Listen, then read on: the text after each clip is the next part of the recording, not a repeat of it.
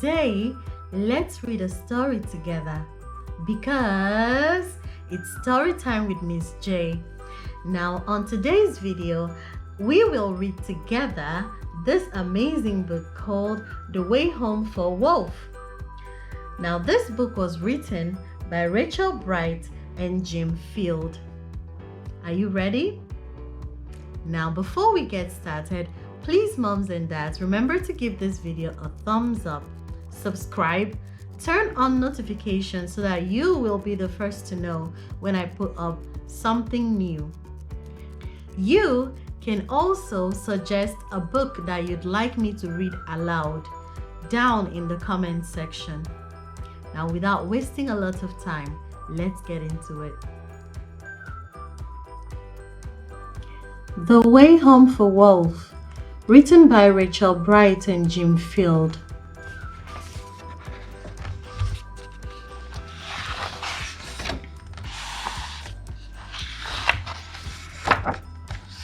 As a rainbow of light flickered soft in the night, dusting diamonds of ice in a desert of white, the wild whipping wind, it whistled its tune to a howling of wolves and a shimmering moon. Do you see the moon?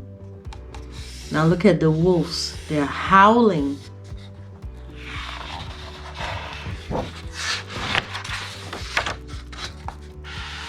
And the loudest ow in this echoing song was a wolfling called Wilf at the heart of the throng. He loved to be fierce and longed to be grown. He liked to try everything all on his own. "Look at me, I'm big, I'm tough," he would growl, whilst he showed off his strength. Do you see him? And practiced his prowl towards the bird. One night it was time for the wolves to move on. New folks had moved in and their shelter was gone. So they left right away to find a new cave. They would have to walk far and they'd have to be brave. "Let's go," shouted Wilf. "I'm ready to lead." "You're too small," laughed the wolves. "It's an elder we need." "One day," they advised, "you will guide from the front." "I suppose," muttered Wilf with a huff and a grunt. They struggled through snow as high as their flanks and leapt over rocks as they scaled icy banks. Wilf gave his all to keep pace and keep up, but strong-willed as he was still just a pup. Do you see Wilf? Look at him over here. He's so tiny. He kept dropping back with each clamber and climb. Do you see him? Aww, everyone's going, but he keeps dropping back as the pack journeyed further away all the time. Do you see? Look, as the pack went, Wilf kept dropping back away from the pack. Exhausted and breathless, he strayed off the track. Do you see him? Oh, he's so exhausted.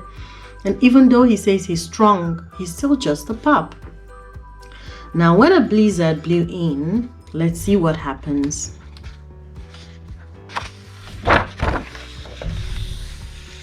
He lost his way back. Do you see him? Because the blizzard covered all of the tracks. Wilf longed to howl, "Help!" and to holler it loud, but his throat was too hoarse and his heart was too proud. He lay on the tundra, his tail curled up tight. A blanket of stars was his bed for the night. Until, do you see him?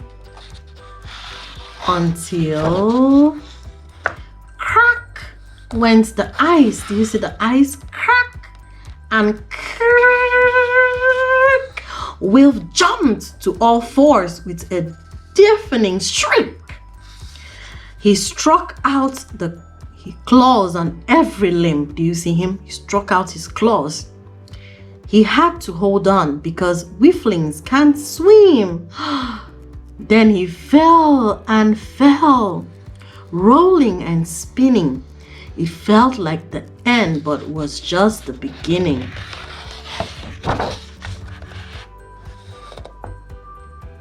Since somebody down there had heard his scream, and she swooped from beneath like a watery dream.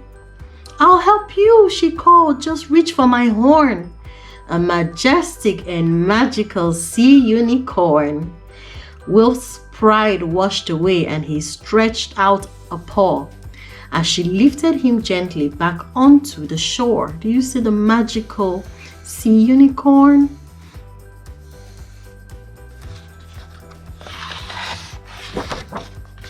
"Don't worry," she sung before dipping her brow.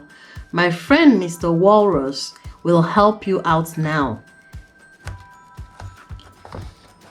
And there, right behind him, a huge, tusky fellow lifted his whiskers and let out a bellow. To the ridge he proclaimed, with his chin in the air, "My friend, mighty Muscus, will take you from there." And with waftings of fish and a very loud snort, their journey was made and their travel seemed short. Do you see the walrus helping him? And there, sure enough, on the bridge was the ox, who took Wilf as far as his friend. That's the ox. So he took Wilf as far as his friend Goose. This is Goose, who guided him honking to Arctic Fox, who followed his nose through the trees to do you see? The fox helped him as well. This ancient moose. The moose knew these wilds like no other soul. He was steady and true in pursuit of his goal. This is the moose. And that is Wilf on top of him. And as twilight closed in, Moose sang out a call to a fluttering, tiny fluff ball, a bear moth, who showed Wilf the rest of the way to the place where this wolfling most wanted to stay.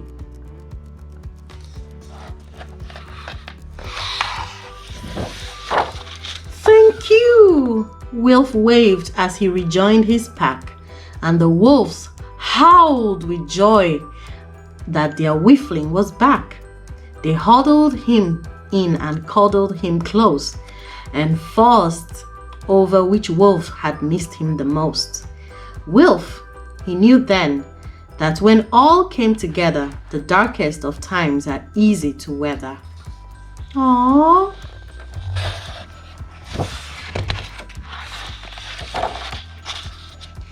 So he bowed to the narwhal, ox, walrus, and goose, and vowed to the fox and the moth and the moose, "If I ever meet one who strayed off their track, I'll help them along by guiding them back." As true to his word, Wilf is different now, and his world seems much smaller and warmer somehow, since wherever life takes you, wherever you roam, we are all just a handful of friendships from home. The end. I hope you enjoyed our story for today.